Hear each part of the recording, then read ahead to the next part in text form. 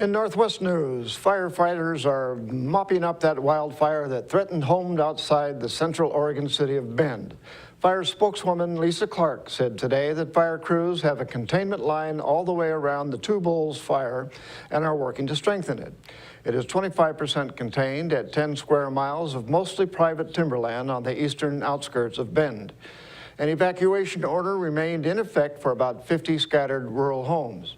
Fire investigators say the fire was human-caused, starting from 2 locations on private timberland near Tomelo Reservoir.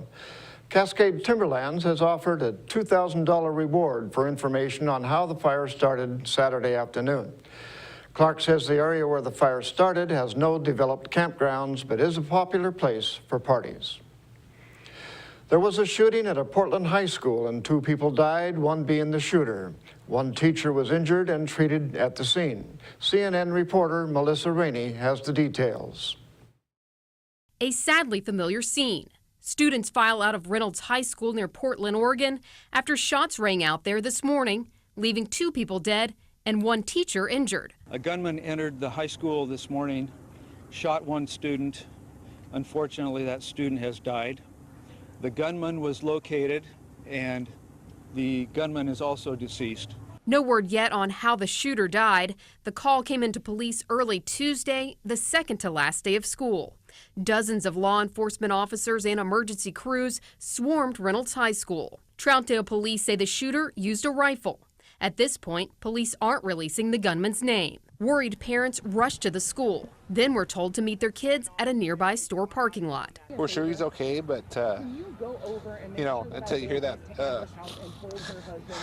their kids are probably okay. Until you hear the final word, you always have the thought. It was just a shock. I didn't believe that it was happening at first. Now police are left to try and figure out what sparked this deadly incident. This is a very tragic day, one that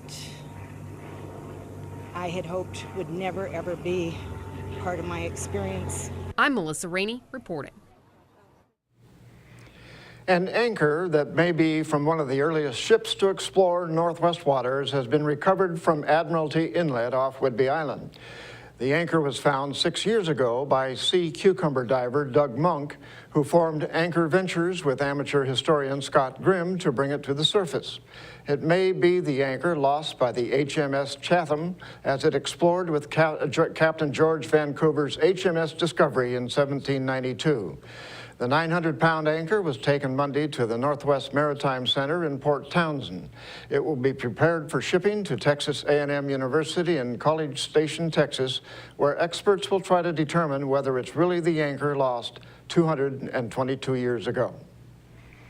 This time of year, most 10-year-olds are finishing 4th grade, but one child prodigy from Sacramento already has his cap and gown. Reporter Carlos Salcedo has his story. College life should begin when you are ready, not when you turn a certain age. For this fearless 10-year-old, that time is now. Tanish Abraham reached a milestone today very few people have done at such a young age. He is graduating from high school. At the age of 10, your high school diploma. Our very own Dale Shornack presented him with the high school diploma at a special ceremony in Sacramento. The homeschooled prodigy successfully met the state requirements to graduate and earned a 4.0 GPA. It wasn't like easy, but it was not that hard either. At the age of 4, he became the youngest person to join Mensa. The way my brain works is that when you give me something, information about that topic comes into my mind. I don't know what it is, but that's how it is for me. His parents knew their son was special, but had no idea of his potential. I had that hunch that he was a little gifted, but of course my husband didn't believe that, and then we had to wait till about 2-3 years once we got the formal IQ test out, and that's when we figured it out. Tanish scored high on the SATs and is already attending American River College, but he plans to continue his education. Well, my ultimate goal would be science, like scientist or doctor, but I also want to be president too. Even President Obama sent him a letter to congratulate him on his high school graduation. Tanish says he owes much of his success to his family. My parents, mostly my grandparents. And the genius genes run in the family. Tanish's little sister is following in his footsteps, already taking college courses and taking full command of her vocal talents.